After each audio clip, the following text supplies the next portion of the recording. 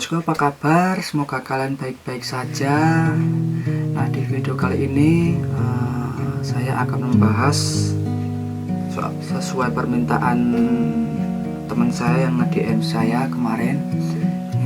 Judulnya kayak gini, apakah Mas, kenapa kamu itu memilih swasta daripada IM? Apa jawabannya? Akan saya jawab di video kali ini. Tapi sebelum lanjut ke videonya, buat kalian yang baru saja mengenal channel ini dan baru mengetahui dan melihatnya, jangan lupa untuk klik tombol like, komen, dan subscribe-nya, dan share video ini ke teman-teman kalian. Dan jangan lupa dukung saya dan dukung channel saya agar saya semakin berkembang ke depannya. Daripada penasaran, mari kita tonton video kali ini. Nah bosku, saya akan menjawab pertanyaan yang tadi, yang kemarin yang nge-DM saya, kenapa memilih swasta daripada IM Jepang. Nah gini, saya akan cerita dari awalnya. Saya dulu bukannya memilih swasta daripada IM Jepang, soalnya gini, saya dulu kan lulus 2015 di SMK yang ada di Klaten. Saya lulus terus,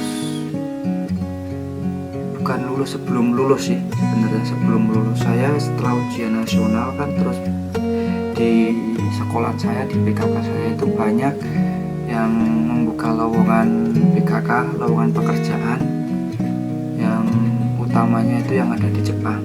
Nah di setiap perusahaan itu banyak banget, banyak yang ada di Jakarta, Kalimantan, dan di lain sebagainya, terutama yang ada di Jepang ini. Nah yang di JIC itu udah setiap tahun itu udah merekrut calon pemagang yang ada di sekolahan saya.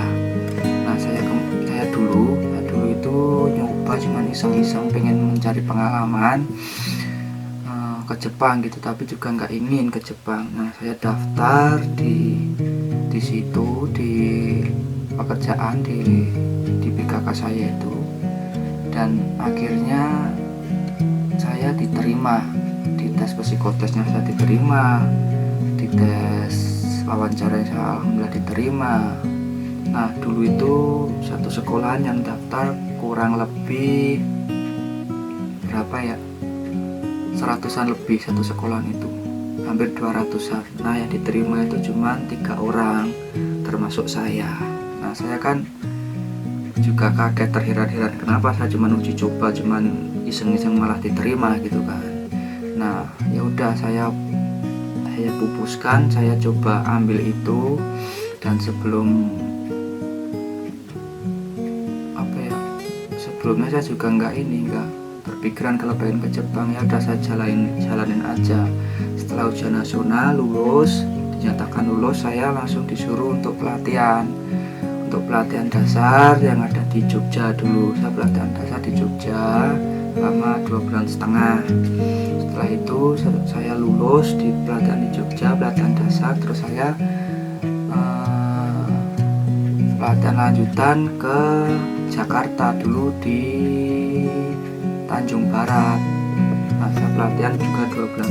Setelah itu saya lulus juga, terus saya diberangkatkan ke Jepang. Saya dulu berangkat ke Jepang 2015. Nah 2015 saya berangkat, jalan 3 tahun, alhamdulillah selesai. Saya terus pulang itu 2018 pulang ke mana, ke Indonesia. Pulang ke Indonesia, terus alhamdulillah belum pulang itu saya sudah mempunyai yang namanya N3. Saya pulang ke Indonesia bawa N3, terus ada yang nyari LPK swasta untuk masuk lagi ke Jepang dengan menggunakan visa tenaga ahli. Nah saya masuk lagi ke Jepang lagi dengan LPK swasta. Nah gitu bosku. Dan kenapa saya tidak memakai IM Jepang? Yang pertama itu saya nggak tahu tata cara daftar IM Jepang itu gimana. Yang yang pertama itu. Yang kedua, saya juga nggak mungkin pakai IM Jepang, soalnya saya juga dulunya nggak berniatan pengen ke Jepang. Dan yang ketiga, IM Jepang itu menurut pemikiran dan sepengetahuan saya itu seleksinya sangat ketat banget, jadi bisa kemungkinan besar bisa nggak lolos dan berpeluang kecil untuk lolos gitu. Makanya saya nggak berniatan pengen masuk ke IM Jepang gitu. Dan kenapa saya pilih swasta? Yang pertama, swasta itu mudah. Maksudnya mudah itu gini, kalau kita udah punya niatan ke Jepang, kalau soal biaya itu bisa diangsur.